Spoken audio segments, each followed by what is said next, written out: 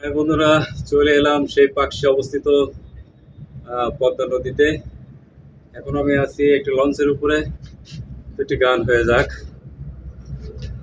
শ্রাবণের মেঘগুলো জড়ো হলো আকাশে, অঝরে নামবে বুঝি শ্রাবণ ঝরায়ে।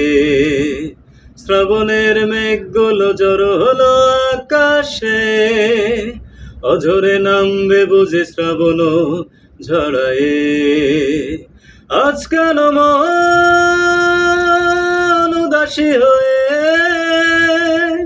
দূরা জানায় চাই হারাতে। আজ কেন মন উদাসী হয়ে দূরা জানায় চাই হারাতে।